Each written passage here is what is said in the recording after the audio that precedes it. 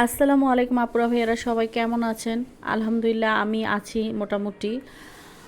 মোটামুটি বলার কারণ হচ্ছে আমি আমার ফ্ল্যাটে রেনোভেশন করাচ্ছি, তো সেই ফ্ল্যাটের থেকেই এবং পাশের রুমে থেকে এক রুম করে কাজ করাচ্ছি।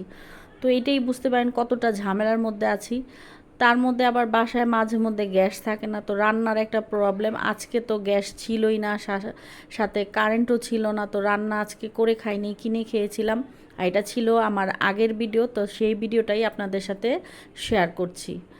তো প্রথমে আমি যেটা করি আর যেটা বলে থাকি যে রান্না একটা আর্ট, সেই আর্টটা আপনি যেভাবে সুন্দর করে করবেন ততটাই সুন্দর হবে, ইউনিক হবে।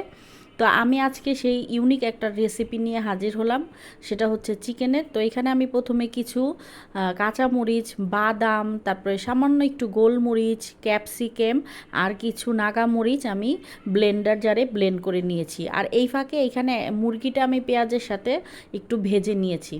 ভাজা হয়ে গেলে সেখানে আমি ওই যে ব্লেন্ড করা মশলাটা দিয়ে আবার মুরগিটা কষাই এবং সাথে আরও কিছু মশলা দেই, সেটা হচ্ছে আদা রসুন, হলুদ মরিচ, জিরা ধনিয়া গুঁড়া দিয়ে সেটা একবারে মশলাটা কষিয়ে নেব। মরিচের গুঁড়াটা একটু এখানে কম দিব, যেহেতু এখানে নাগা মরিচ আর কাঁচামরিচ আছে, ক্যাপসিকাম আছে, তো মরিচের গুঁড়াটা একটু কম দিয়ে তার মধ্যে একটু পানি দিয়ে ভালো করে মশলাটা কষিয়ে নিব।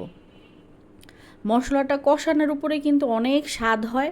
আর এটা ইউনিক এই জন্য বললাম, এখানে আমি 3টা ঝালের রেসিপি অ্যাড করেছি। এক হচ্ছে নাগামরিচ, কাঁচামরিচ, এই জন্য তরকারিটা আমি বলবো একটু ইউনিক। তারপরে এখানে ক্যাপসিকামও ব্লেন্ড করে দেওয়া হয়েছে, তো এই জন্য ইউনিক। আমি বলবো একবার হলেও আপনারা এই রেসিপিটা ট্রাই করবেন। সাথে আমি কিছু আলু অ্যাড করে মশলাটা কষানো হয়ে গেলে মুরগিটা কষানো হয়ে গেলে তার মধ্যে আলু দিয়েও ভালো করে কষিয়ে নিয়েছি। আর দেখেন আমি কিন্তু তেমন অতিরিক্ত ঝোল দিইনি, জিনিসটা একটু কষা কষা মতোই, সামান্য একটু ঝোল থাকবে আর কি, অতিরিক্ত না। তো একবার হলেও আপনারা এটা ট্রাই করে দেখবেন।